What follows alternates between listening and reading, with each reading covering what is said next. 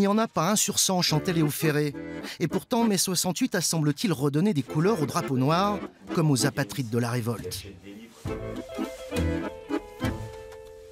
Avant d'être un historien reconnu de l'autogestion, Michel Antony s'est fait la main avec d'autres en prenant le contrôle de son école.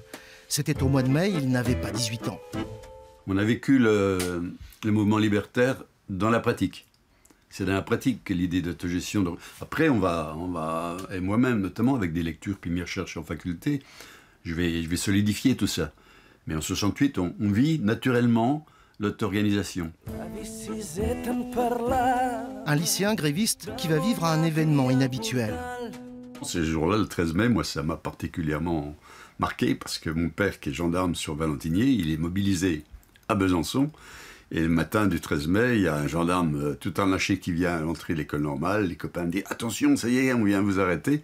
Puis c'est mon père qui vient m'embrasser, quoi. Et ça, c'est étonnant. Il était ennuyé par mon action. Mon frangin, au même moment, travaille chez Peugeot. Il est dans les piquets de grève chez Peugeot. Mon père a été menacé d'être viré, quoi. Il n'a jamais progressé dans la gendarmerie à cause de ça. Au pays de Proudhon, les anarchistes ont pignon sur rue avec leur librairie L'Autodidacte. Plutôt discrets, traditionnellement peu causants avec les médias, 3 d'entre eux ont toutefois accepté d'évoquer le joli mois de mai. Moi j'avais 16 ans en 68. C'est ça qui m'a amené à l'anarchisme.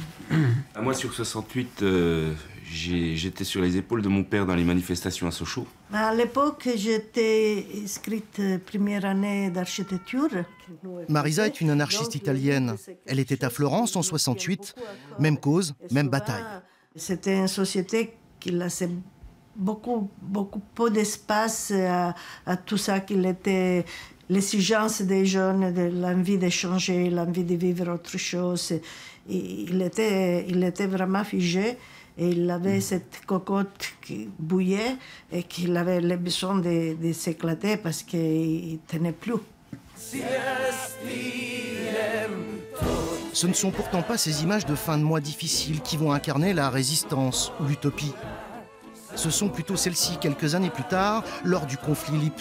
Mais déjà, la désillusion guette. Bon, après 68, ils ont commencé à préparer le programme commun. Et on peut dire que tout finit avec l'élection de Mitterrand en 81. Et là, c'est à partir de ce moment-là que le capitalisme devient triomphant. En tant qu'anarchiste, en tant qu'anarcho-syndicaliste, on n'a pas d'église. D'accord ? On peut aller où on veut à partir du moment où il y a la lutte de classe et où on revendique certaines idées. Et là, à nouveau, on a recréé un groupe à la CGT. Moi, je me revendique anarcho-syndicaliste. D'autres sont plutôt au Parti communiste, d'autres sont plutôt au NPA. Des militants peu nombreux, mais toujours très présents. C'était encore le cas ce jour-là pour soutenir des étudiants convoqués par la justice. Malheureusement, beaucoup de 68ards, entre autres Cohn-Bendit par exemple, ont complètement retourné leur veste et maintenant sont devenus des vieux cons conservateurs. Je ne pouvais pas être autre chose que moi, et donc j'étais libertaire et j'étais libertaire. Michel Antony, lui aussi, n'a jamais lâché prise. Il se bat aujourd'hui pour défendre les migrants, mais aussi les services publics dans son département, la Haute-Saône. Je me dis toujours libertaire, ouais. Je me dis pas anarchiste. Hein.